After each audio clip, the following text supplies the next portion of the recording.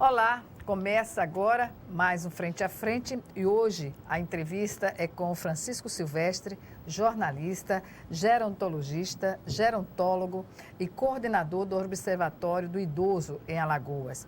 Nossa conversa se inicia com a abordagem sobre a expectativa de vida da população do país e principalmente de Alagoas em relação na perspectiva de 2030. Por que 2030? Porque a OMS, a Organização Mundial de Saúde, estima que o Brasil terá a quinta população de idosos do planeta. Portanto, nós teremos aí uma preocupação a mais. E aí eu pergunto ao professor Francisco Silvestre, analisar esses desafios é algo muito difícil, né, no momento, até porque isso impõe a implantação ou a existência já de políticas públicas adequadas a esse segmento de idosos, né, da nossa população. E o que se observa no Brasil de hoje sobre essa questão? Obrigada mais uma vez por estar conosco. Quem agradece sou eu essa oportunidade e boa tarde a todos que estão nos assistindo. É um prazer estar aqui, principalmente com a Gorete, né? Que eu gostaria de estar frente a frente com a Gorete. Olha, é uma preocupação muito grande. É como você falou, 2030 está chegando e nós não estamos preparados. Quando eu digo que nós não estamos preparados, não é só Alagoas, é o Brasil. Uhum. Tem alguns estudos que diz que o Brasil tem até um subenvelhecimento, a cultura do subenvelhecimento. O que seria o subenvelhecimento? Olha, é mais preocupante ainda quando diz subenvelhecimento, porque a gente está fazendo o apartheid do envelhecimento satisfatório, com todas as condições. Com todas as condições, com esse envelhecimento mais simples, mais pobre. Um envelhecimento precário seria. Que vai chegar, não é só ao brasileiro do Sul, mas são todos os brasileiros. Em geral? Em geral. E aí é preocupante. E o que é que vai se fazer mais? Quer dizer, nós vamos ter um país que a maioria vai ser todos idosos, vai ser de idosos, 2030, e nós vamos ter um país com as mesmas condições, talvez não chegue nem mais essa classificação de envolvimento. De país em desenvolvimento. Desenvolvimento. País subdesenvolvido. Subdesenvolvido. Uhum. O que é que vai acontecer em 2030? A gente já está lá no futuro. O que é que vai acontecer em 2030? Uma superpopulação estima-se ter mais de 30 milhões de idosos, onde a gente vai precisar de mão de força, de trabalho, segurança, e nós não vamos ter, porque a maioria da população vai ser ou de adulto ou de idosos. Pois é, de acordo ainda com a Organização Mundial da Saúde, o número de pessoas com idade superior a 60 anos chegará a 2 bilhões de pessoas até 2050, não é? E isso representa 1/5 da população mundial. Ou seja, isso deve ser uma preocupação também mundial. Agora, os países desenvolvidos já têm a sua política estabelecida há muito tempo e de forma até preventiva, não é, professor? Estudos mostram que os países, a maioria dos países que tem a questão do envelhecimento em primeiro nível, vamos dividir por nível, foram países que enriqueceram primeiro, para depois ficar um país de velho. No Brasil, não. Nós estamos tentando enriquecer, estamos tentando ficar velhos. E o mais importante, hoje a gente verifica, por exemplo, o índice de desemprego no país, 14 milhões de desempregados, na sua grande maioria de jovens ainda, né? Jovens que estão começando o primeiro emprego, enfim. Mas o país tem que pensar, como os países desenvolvidos, deveria pensar ou numa aposentadoria, né, à altura da contribuição que se teve na época da Seguridade Social, não é? Que era o tripé da sustentação, não é? Isso. E, além disso, criar uma condição objetiva para que o idoso não chegue nessa faixa de idade sem uma perspectiva de continuar trabalhando no mercado de trabalho, assim ele o deseje, né? Olha, o que aconteceu no Brasil foi o seguinte: nós tivemos de renovar nossa Constituição no segmento aposentadoria e parece que não teve um estudo preciso, eficaz, em cima de outra questão que pouco se fala, que é a sobrevida do velho. A gente fala em expectativa de vida, é bom frisar ao nascer, mas a sobrevida, que é um parâmetro eficaz para o desenvolvimento de um país que vai envelhecer, que vai ter uma superpopulação, a gente não ouve falar, nem cientificamente, nem nas academias, nem nas discussões. Nem mesmo nas academias? Nem nas academias. É como se não houvesse, a gente vivesse num país, digamos... Complacente. Complacente. E a sociedade, quem está na base desse sistema, como percebe essa precariedade na pele, né?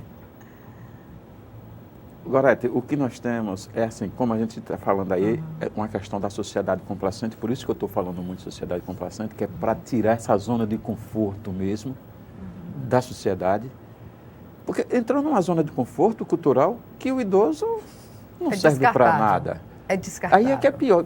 E hoje a gente luta, olha só, a gerontologia é o estudo do envelhecimento, do processo do envelhecimento. Em suas fases biopsicossocial, quando diz processo do envelhecimento, a gente envelhece desde o primeiro dia que a gente nasce, até lá o findar.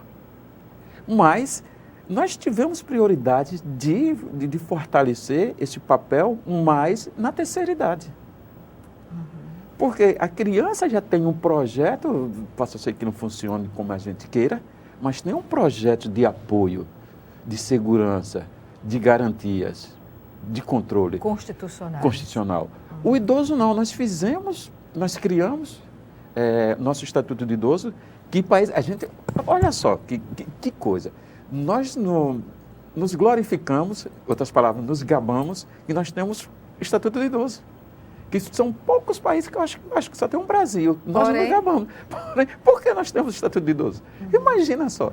Mas nós nos gabamos como se fosse uma coisa excepcional.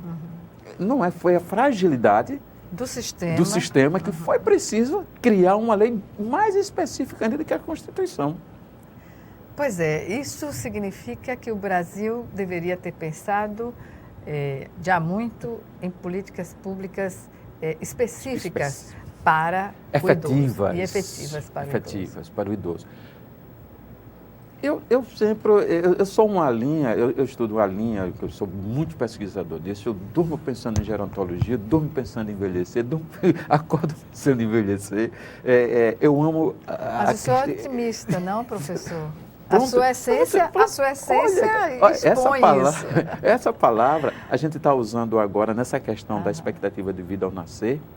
Se nós não formos otimistas nessa questão de expectativa de vida ao nascer, nós vamos ter uma sobrevida com qualidade insignificante. Se você não for otimista nessa condição de eu nascer, eu vou viver até X anos, se eu não for otimista nisso, eu vou ter com certeza sobrevidas comprometidas. Em que aspectos, principalmente? Principalmente o carro-chefe da questão... A saúde. Da questão do idoso é saúde. Tem até os ditados, né? Saúde primeiro, o resto vem depois. Mas a saúde que eu digo é aquela que a OMS prega.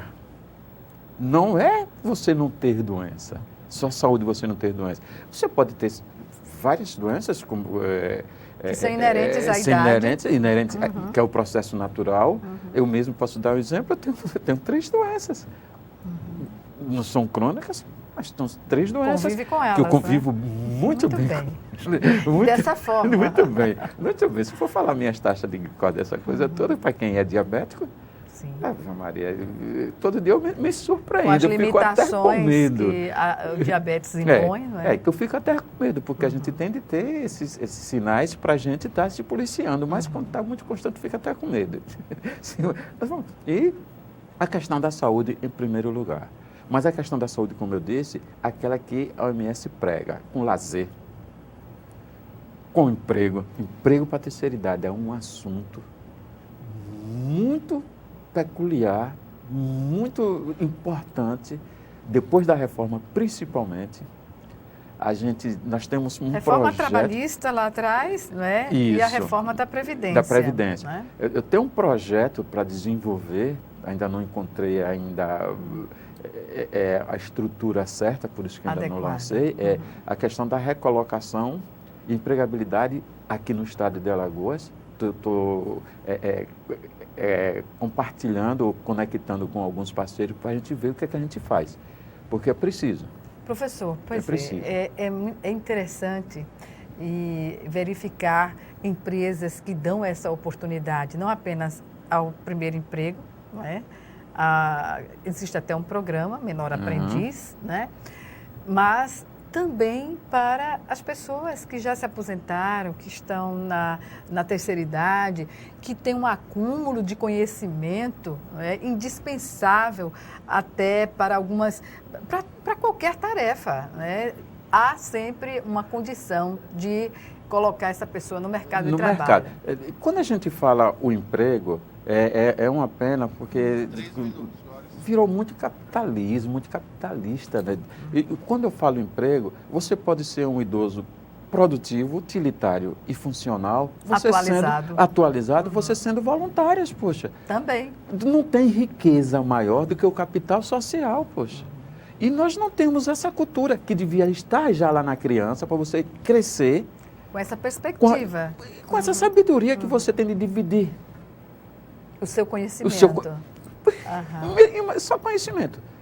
Se você não puder dividir na parte financeira, divida a sabedoria, poxa. Pois é, porque, digamos, vamos dar um exemplo muito prático, né? Um homem já dos seus 65, 70, 65 anos hoje, a longevidade já comprova que não é uma pessoa idosa, como se imaginava há 30 anos, não é verdade? Então, digamos que a pessoa, na condição de idosa, ela tenha 75, 70 anos e ela queira realmente produzir alguma coisa. O simples fato de estar alocada num posto de trabalho, isso já é uma qualidade de vida, não, professor? Muito, afasta muita coisa. Blinda, eu digo, chama blindagem. Apodera. Até grande parte das doenças. Não chega. Não há tempo de chegar, né? Como? A preocupação não perde. Agora, lembrando que um dia você vai envelhecer, não tem jeito. Quando você falou aí na questão do idoso, desse rejuvenescimento de pensamento, eu me lembrei que é bom a gente destacar e enfatizar que hoje já existem algumas classificações dentro desse mundo, como o idoso jovem, o idoso adulto e o idoso velho. Esse idoso jovem que você falou aí, destacou aí, é esse idoso que chega até os 75 anos. Imagina o que é que nós estamos fazendo com esse segmento de pessoas de 60 anos que se aposentam, 55 que se aposentam, até 70 anos, saindo para se aposentar. E ser rotulado como aposentado. Que a aposentadoria não é profissão. A aposentadoria não é função, não é ofício. E o ócio que decorre da aposentadoria, ele pode ser um ócio produtivo ou não, vai depender da opção. E das condições que a pessoa tenha reunido durante a vida, para que veja esse momento de uma forma diferenciada, favorável a si mesmo. Você pode também não trabalhar e você ter várias tarefas de tua casa. Eu até ensinava isso no modelo que a gente tinha de idoso, quando a gente se aposentava com 55 anos, estava pronto para morrer com 60, 65. Isso uns 20 anos atrás. O que é que você ia fazer com... Geralmente era, no máximo, 10 anos você tinha de sobrevida. Hoje vai de 20 a 30 anos. É muito tempo. Muito tempo. Para ser ocupado. Os 10 anos, sabe o que eu dizia nas minhas palestras? Se você de manhã cedo, você se levantar, fazer sua... higiene pessoal. Primeiro sua oração. Aliás, deitado mesmo, você já faz seu trabalho de alongamento, relaxamento. Alongamento. Os gatos fazem. Isso. Se estira. Está sempre se esticando. É na cama mesmo. Na cama mesmo. Exatamente. Faz aquele exercício dos pés, tá? Aí se levanta bem devagarinho. É recomendação médica geriátrica. Se levantar bem devagarinho.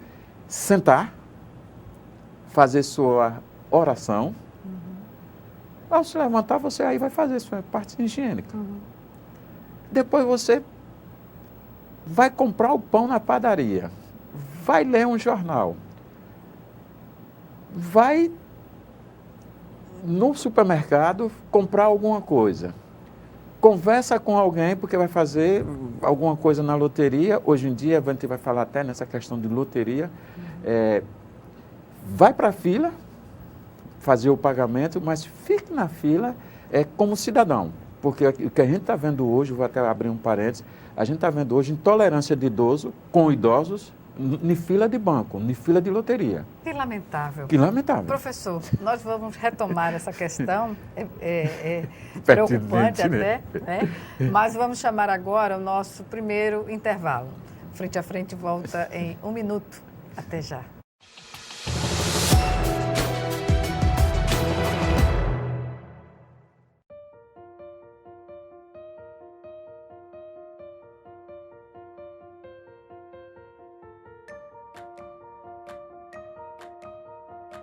Há uma terra onde a nossa imaginação e fantasia são despertadas, através de brincadeiras, leituras e artes.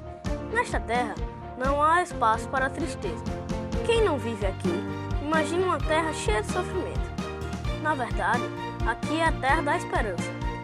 A esperança que vem do amor, carinho e cuidado. Ainda somos pequenos, mas já enfrentamos grandes desafios. O maior deles é te convencer que somos fortes. E somos muitos, altos e baixos, grandes e pequenos, pelados ou não. Mas aqui, na Terra da Esperança, isso não importa, porque os sonhos são para todos. Instituto Arthur Amorim, semeando esperança.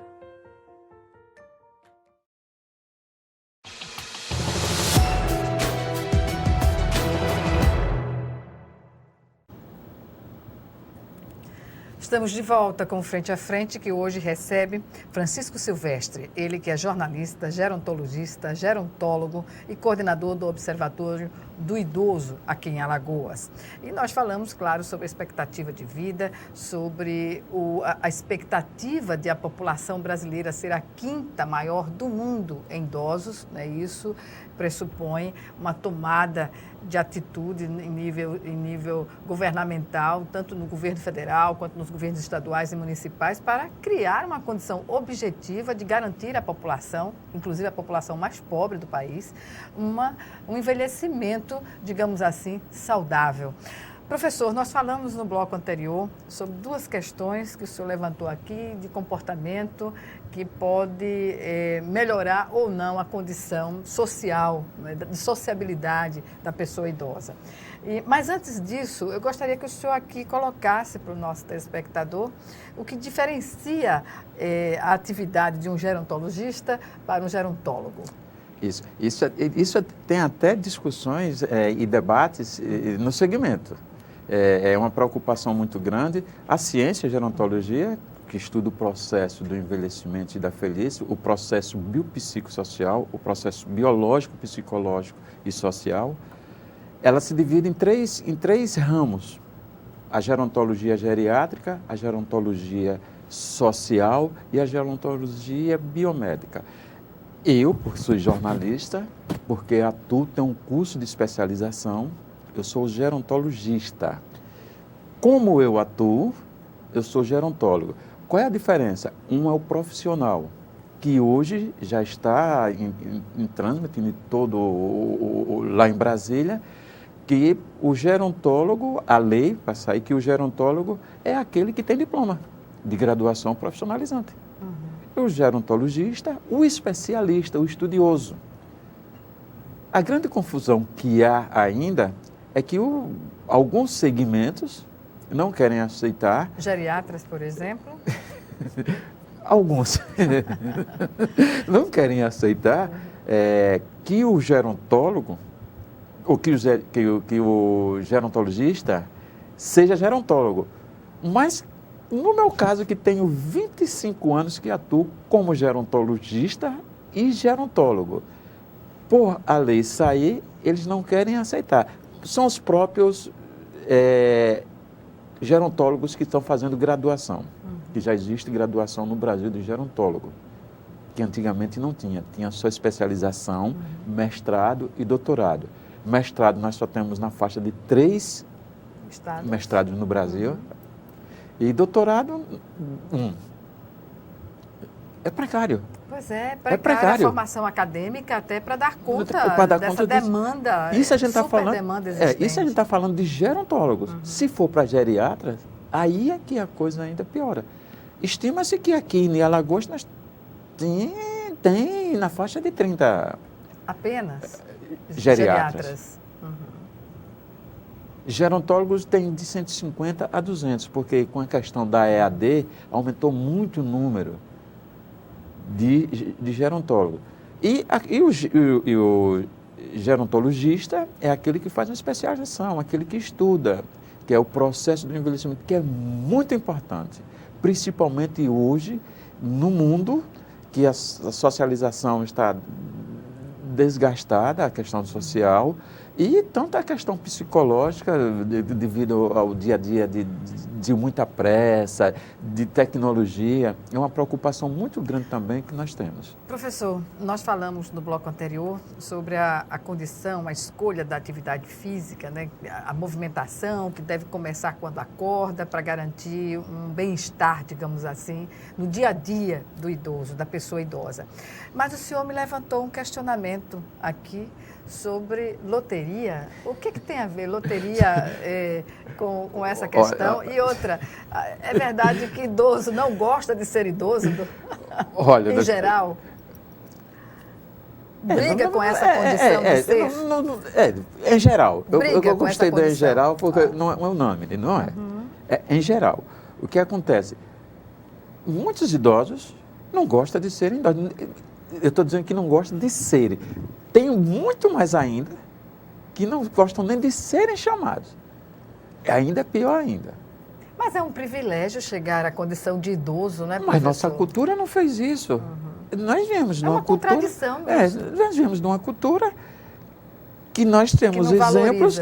que nós temos exemplo que nosso avô já não foi valorizado. Pelas famílias. Começa na família, escanteando. E quando eu cheguei, quando eu estou na idade, eu quero ser valorizado. E aí eu procuro mesmo um rejuvenescimento, não só o físico, o biológico, intelectual, claro, mas também de atitudes, de procedimento, de empatias. E aí, pronto, existe essa questão que é muito ruim para a gerontologia, mas muito ruim. Não tem como a gente não tem estudo como a gente fazer essa cultura que você é idoso, você ser consciente de ser idoso ou ser velho. Antigamente era briga ser velho, hoje é idoso mesmo. Hoje é idoso. Mas eu acredito que é desenvolvimento, a questão só de desenvolvimento. O brasileiro vai ter que aprender, se não aprender com amor, vai aprender com a dor. Mas vai aprender. Mas tem que aprender a respeitar e a ponderar o idoso. Professor, um questionamento sobre mitos, né, que permeiam muitas vezes os bastidores até da academia e das grandes empresas de tecnologia, sobre a criatividade ser uma característica exclusiva dos jovens. É um mito. Eu posso dar exemplo aqui de uma quebra de mito? Carlito Lima. Exatamente. Perfeito, perfeito. Nós temos muito mais.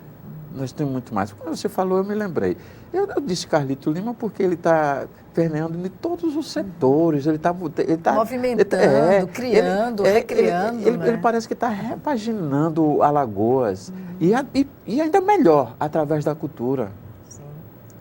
Que a gente fala, repaginar, sim, mas fazer forró, fazer festa, fazer... Professor Sávio de Almeida, que escreve o jornal Dia, não é?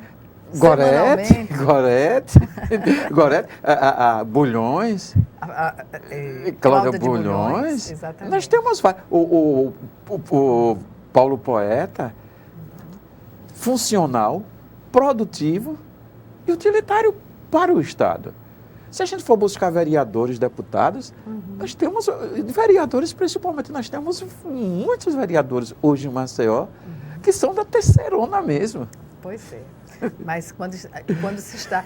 Tem uma relação de trabalho com o conviver com o dia a dia, né? É uma simbiose, né, professor? Isso. Quando você se encontra naquilo que você faz... E que gosta. E que gosta, exato, é quando se encontra, Isso, né? isso. Naquilo que no labor, né? Isso. Então, essa é uma química que dá vitalidade para as pessoas que estão na condição de idosos. Olha, uma coisa que eu sempre digo, que nós já conversamos, como você abrir a porta, assinar seu termo de aposentadoria e encarar a idosidade. O senhor falava que é difícil, já viu cenas assim do pessoal discutindo porque quer prioridade, sobre a prioridade de quem é idoso? Hoje nós temos, principalmente nas filas para a lotérica e banco, que dá privilégio, foi nesse sentido.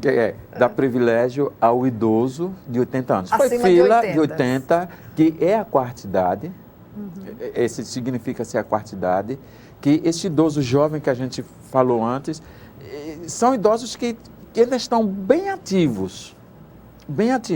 Então, ele tem condições de segurar mais um tempo na fila de banco. Quer dizer que com 58 eu sou a jovem idosa, né, professor?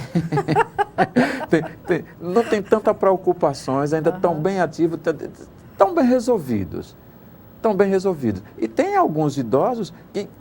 Uma questão que a gente sempre gosta de lembrar é porque muita gente não sabe ainda por que a fila de privilégios para idosos. Eu não estou falando de 80 anos, estou falando dos idosos. Em geral. O que foi... Eu quero até dizer que eu estava lá quando a gente foi discutir essa lei. Eu fui para Brasília. Quando a gente foi discutir essa lei. Por que o idoso ter privilégio? Além das questões sociais, que já trabalhou muito, que eu acho uma coisa muito, assim, trivial. Não, você tem privilégio porque trabalhou muito, para ter respeito. Mas o que se discutiu mais foi que o idoso, ele tem transformações biológicas que adquire certas doenças. E essa doença não está... em cada idoso, uma plaquinha dizendo, eu sou diabético, eu tenho incontinência urinária, eu tenho incontinência fecal. Então, a lei foi para todos os idosos, para não ter discriminação. Então, é por isso que tem de ter, as pessoas não entendem. Não é só pela condição de trabalhar muito. Porque reclamam muito, porque o idoso está ali magrinho, todo cheio de músculo, bem ativo, numa fila de privilégio. Não condiz. Mas é uma condição. É uma condição garantida. Constitucionalmente. Isso. Bem, vamos chamar agora o nosso segundo e último intervalo. Já, o Frente a Frente está de volta.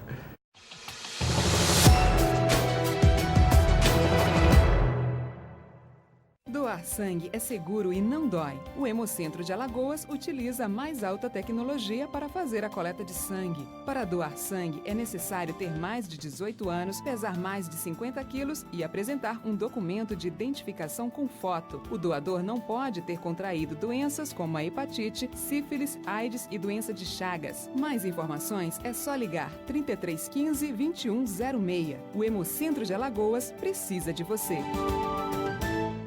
Calma, Chico, vai devagar. Você anda nervoso. Nervoso por quê, amigo? Baixaria. O que você fez ontem? O que tá acontecendo? Batendo na mulher de novo. Mas eu te tomei todas, perdi a cabeça, Não tem fiquei esse nervoso. negócio, não tem esse negócio de tomei todas. Aqui todo mundo toma e ninguém bate em mulher, só você. Bebida não é desculpa. Onde tem violência, perde a mulher que apanha, os filhos e você. Homem que é homem, não bate.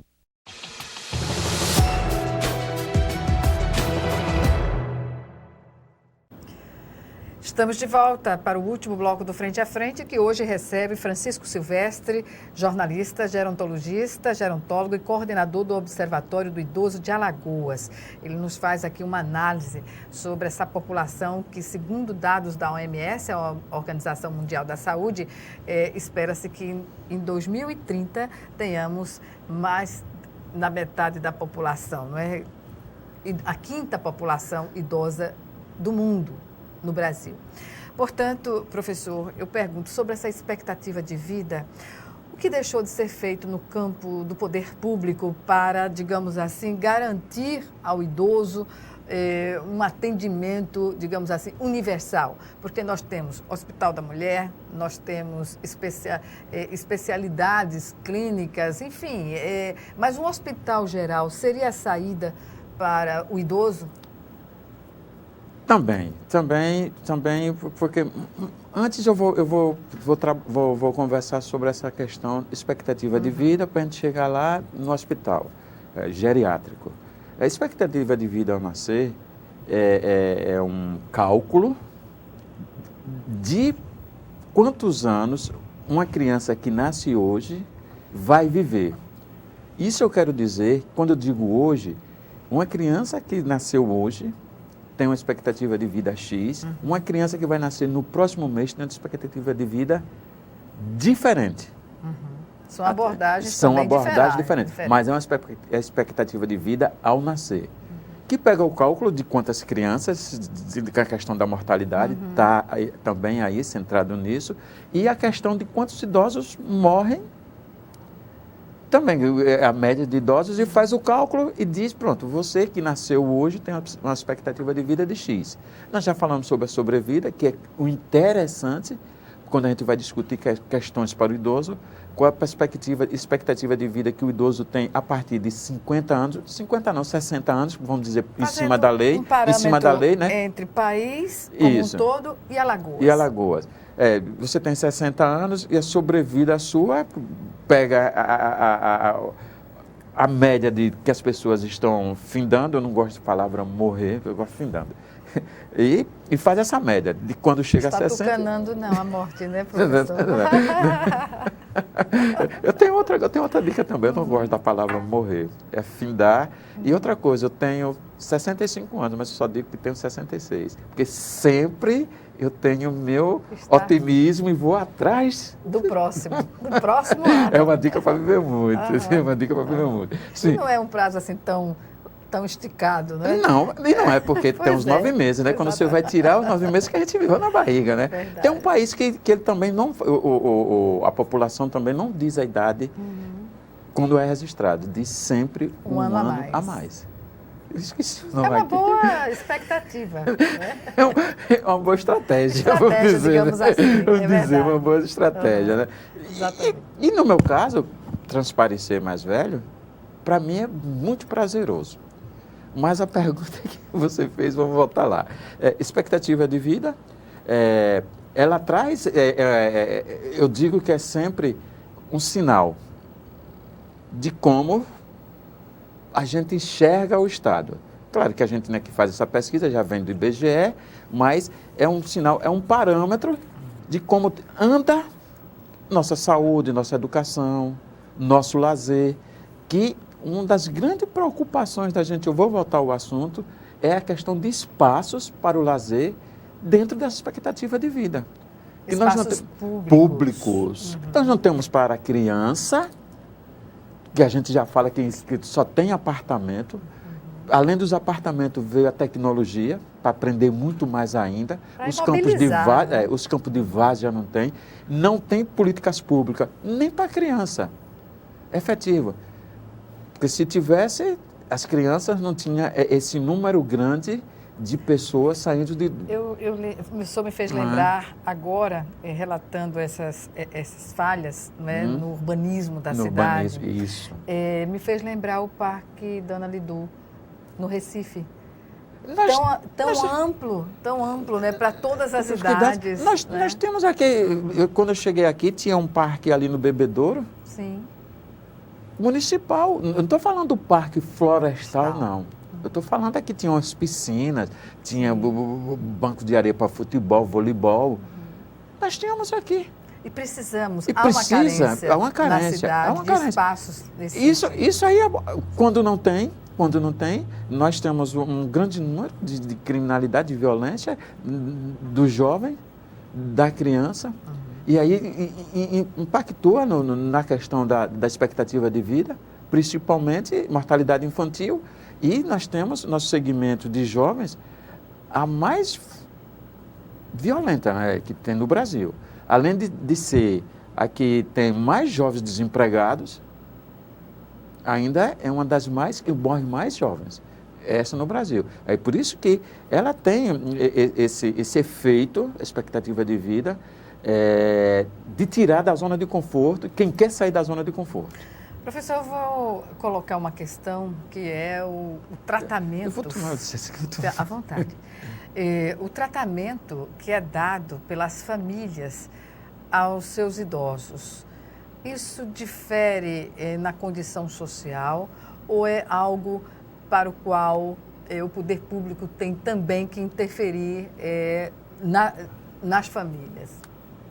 Eu costumo dizer a meus filhos, eu fui professor, eu deixei de ser professor agora, a disciplina que eu mais gostava era Homem e Sociedade. Eu fui professor durante 10 anos da disciplina Homem e Sociedade. E eu costumava dizer que tudo é culpa do Estado. A família não tem culpa, a igreja não tem culpa. O Estado, a família, quando eu digo não tem culpa, ela é isolada. Isoladamente. Entendeu? Isolada. Porque o processo da família, ela se passa pela estrutura que os pais receberam na época, quando ele era criança, até formador de família. Pois é, não pode se cobrar uma atitude que não se tem, porque as crianças copiam tudo que os pais, que a família faz. Se tem uma família bem estruturada, a culpa é do Estado também. Se tem ela desestruturada, também é culpa do Estado. E a lei diz, constitucional, quando essa família não tem garantia de proteção, quem é que tem de dar?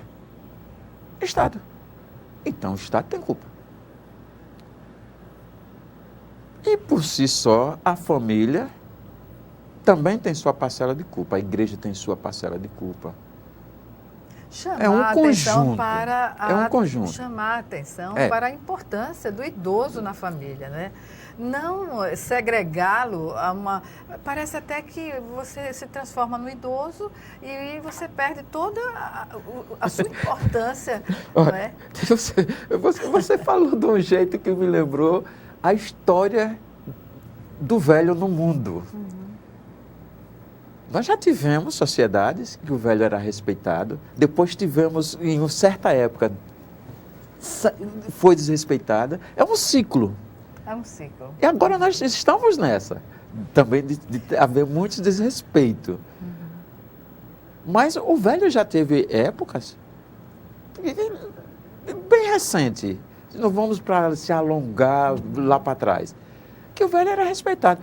Aliás, há uns 10 anos atrás, o velho tinha mais respeito do que hoje. Mesmo com toda a precariedade sociais, de lei, de tudo, tinha mais. E a que na você família. Acredita esse desrespeito à condição do me lembrou, idoso? sabe de que logo?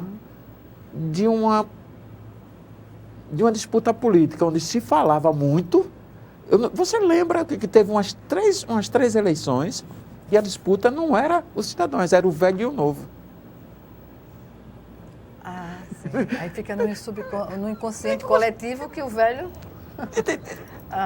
E não foi só isso. Não foi só isso. Aí começou. A tecnologia é ótima para o idoso, mas segrega, né? E ela não pensou. Porque assim, quando você cria um aparelho. Contato, não é, professor? Você cria um aparelho para a população, mas não para a população idosa.